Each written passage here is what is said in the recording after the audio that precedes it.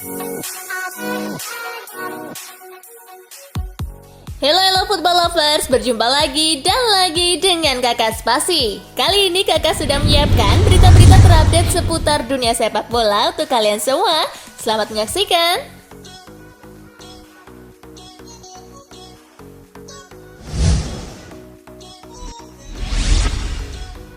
Laga pramusim comeback Bayern tundukkan Liverpool 4-3.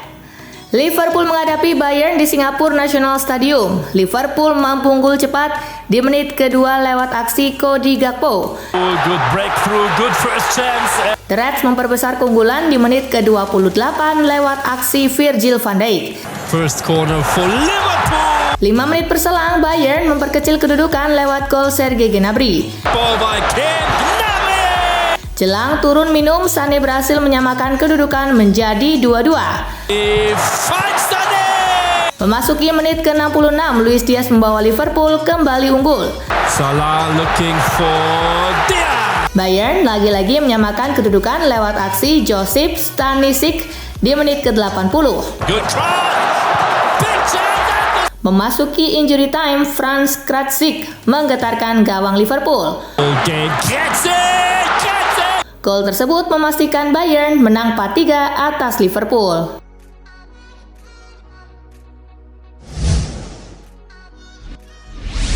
Hasil uji coba, Arsenal kalahkan Monaco lewat adu penalti. Arsenal versus Monaco tersaji di Emirates Stadium pada laga turnamen pramusim Emirates Cup. AS Monaco bisa mencuri gol di menit ke-31 lewat aksi Youssouf Fofana. Sebelum babak pertama usai, Arsenal berhasil menyamakan kedudukan lewat aksi Eddie Nketiah. Skor imbang 1-1 bertahan hingga waktu normal 90 menit. Laga pun dilanjutkan ke babak adu penalti. Arsenal menang 5-4 dalam babak adu penalti. The Gunners berhak atas gelar juara Emirates Cup.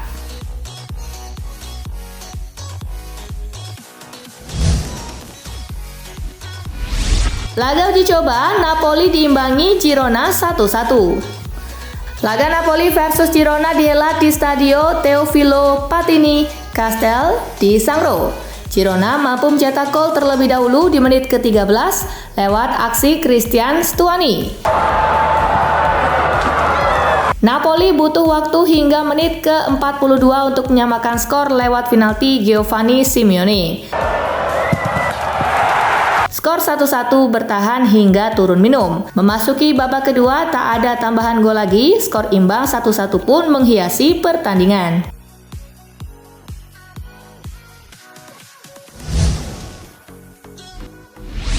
Benzema bikin gol lagi, Al-Ittihad menang. Al-Shorta versus Al-Ittihad tersaji di matchday ketiga Grup A Arab Champion Cup 2023. Duel berlangsung di King Fahd Stadium.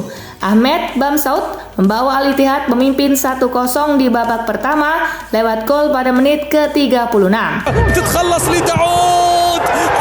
Al-Shorta kemudian menyamakan skor menjadi 1-1 lewat Abdul Majid Maumouni di menit ke-80. Al-Ittihad mendapatkan hadiah penalti di menit ke-84. Karim Benzema maju sebagai eksekutor dan sukses membawa timnya menang 2-1. Itu merupakan gol ketiga Benzema dari 3 pertandingan yang sudah dilalui. Al-Ittihad saat ini duduk di puncak klasemen dengan 9 poin dari 3 laga.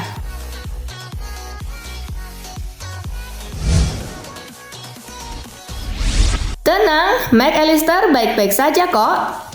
McAllister jadi starter saat Liverpool menghadapi Bayern Munich pada laga uji coba di National Stadium, Singapura. Liverpool was-was ketika melihat McAllister terjatuh dan memegangi lutut kirinya. McAllister sempat lama mendapatkan perawatan sebelum berjalan memasuki ruang ganti. Untungnya, klub memberikan kabar gembira terkait kondisi pemain 24 tahun tersebut. Ya, dia mengalami benturan lutut dengan lutut. Dia sebenarnya bisa lanjut main, ujar Jurgen Klopp di situs resmi klub. Jadi informasi pertama yang saya dapat, dia kesakitan sekali, jadi kami harus menggantikannya. Tidak perlu juga memaksanya terus bermain.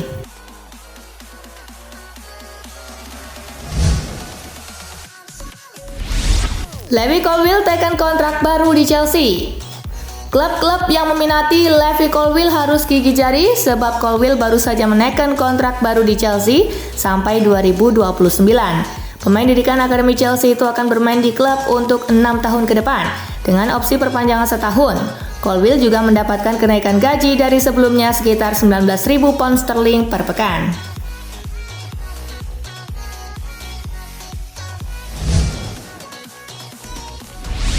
Josko Gvardiol selangkah lagi gabung Manchester City.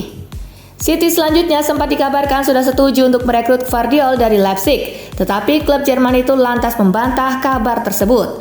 Leipzig saat itu menolak tawaran 100 juta euro dari City untuk Gvardiol karena merasa tidak membutuhkan uang lagi dari penjualan pemain. Ini setelah mereka melepas Dominic Szoboszlai ke Liverpool.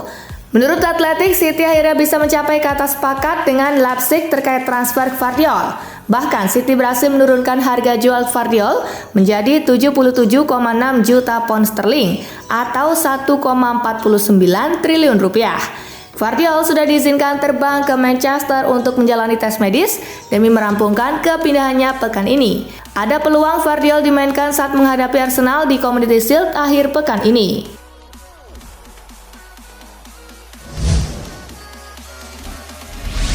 Resmi Gianluigi Buffon pensiun di usia 45 tahun.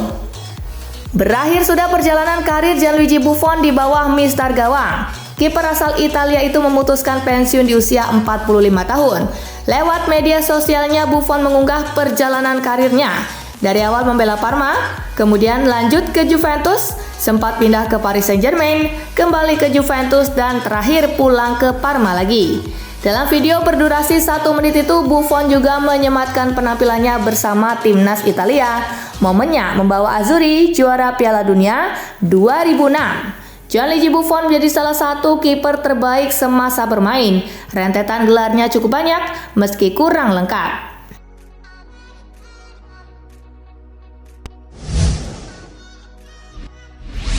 Putra dan putri Italia masih apes di Piala Dunia. Timnas Italia sedang tak oke di Piala Dunia. Baik timnas putra dan putrinya, Azzurri selalu keok.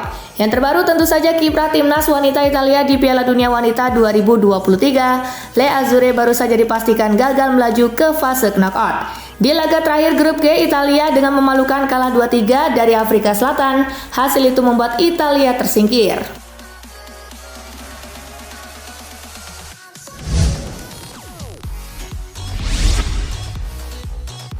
Cinta mati dengan Barcelona, Pedri tak sudi ikuti jejak Ousmane Dembele cabut ke PSG.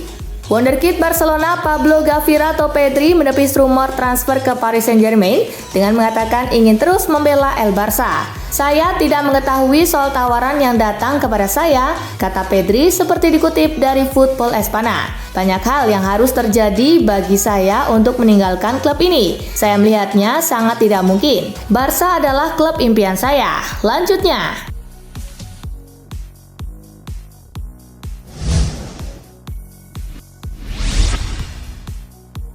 Marcos Alonso ternyata tak nyaman jadi bek sentral. Marcos Alonso berharap bakal bisa menghabiskan musim 2023-2024 sebagai bek kiri Barcelona. Alonso mengaku kurang nyaman bermain sebagai bek sentral. Musim lalu, saya cukup sering bermain sebagai bek sentral. Di musim selanjutnya, sepertinya saya akan kembali menjadi bek kiri, ujar Alonso dilansir dari laman Barca Universal. Saya tidak keberatan dimainkan di posisi manapun, tetapi sejujurnya saya sangat nyaman jika dipercaya tampil sebagai bek kiri, katanya menambahkan.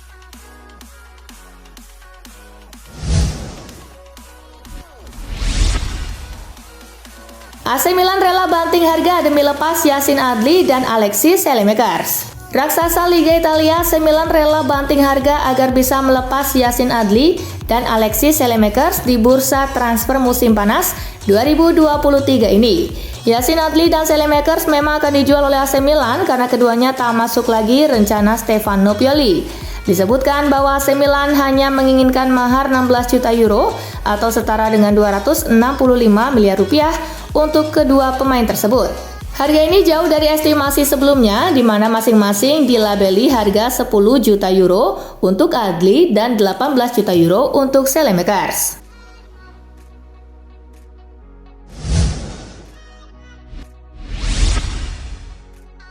Yunus Musa segera merapat ke AC Milan. AC Milan dikabarkan akan segera menyelesaikan satu transfer lagi. Kali ini adalah pemain Valencia, yaitu Yunus Musa. Dilansir dari laporan Fabrizio Romano, diketahui apabila transfer sang pemain dari Valencia ke AC Milan akan segera selesai dalam waktu dekat. Sang gelandang diketahui akan menjalani tes medis dalam waktu dekat. Setelah hari Rabu 2 Agustus, ia sudah terbang ke Milan. Dari laporan yang sama, Milan dan Valencia sudah mencapai kesepakatan mengenai transfer sang pemain, di mana Milan akan membayar mahar sebesar 20 juta euro untuk bisa mengamankan jasa sang gelandang.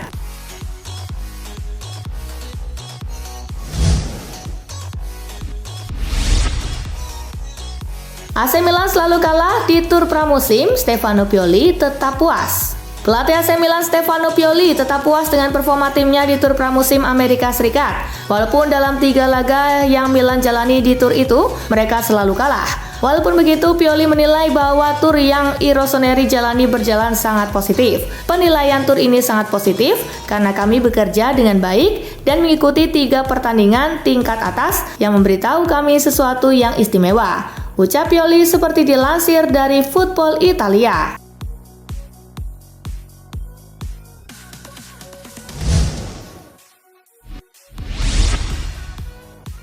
Virgil van Dijk peringatkan skuad Liverpool setelah kekalahan 4-3 kontra Bayern Munich.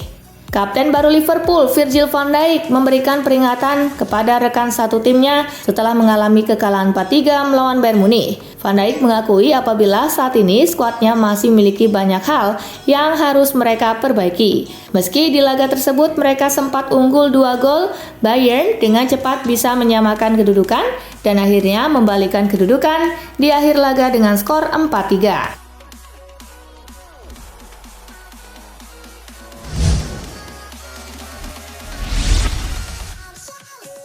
Saingi Liverpool, Manchester United akan coba tikung transfer Romeo Lavia.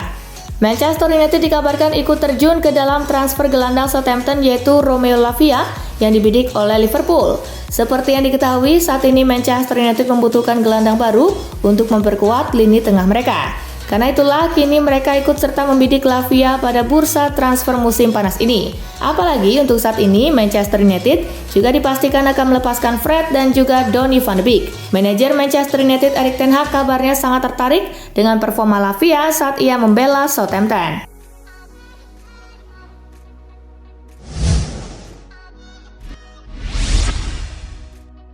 Sudah selesai tes medis, peresmian Rasmus Højlund ke Manchester United tertunda. Kabar menarik datang dari Manchester United karena saat ini pengumuman peresmian bergabungnya Rasmus Højlund akan mengalami penundaan. Pemeriksaan tes medis juga sudah dilakukan kepada sang pemain. Akan tetapi peresmian bergabungnya Højlund kabarnya akan ditunda dulu seperti dilansir dari Sky Sport. Alasan tertundanya peresmian sang striker sendiri adalah karena masalah administrasi. Rupanya masih ada beberapa dokumen-dokumen yang perlu diselesaikan oleh pihak Atlanta dan juga Manchester United dalam waktu dekat ini.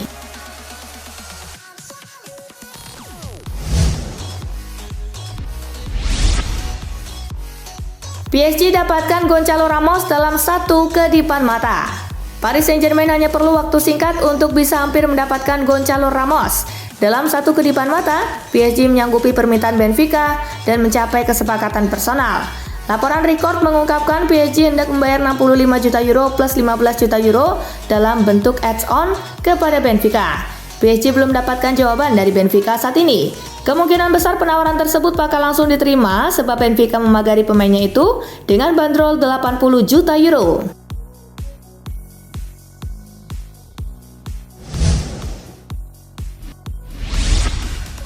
Nah itulah tadi guys, kumpulan berita menarik dan terupdate dari Kakak Spasi. Simak terus ya berita-berita terupdate lainnya dari Kakak Spasi yang pastinya akan Kakak update di Spasi Football News. Tapi jangan ditinggalin ya channel Spasinya, karena kakak akan update juga tentang fakta-fakta menarik seputar sepak bola dunia. Dan jangan lupa untuk terus di like, comment, share, dan juga subscribe ya. See you, gengs!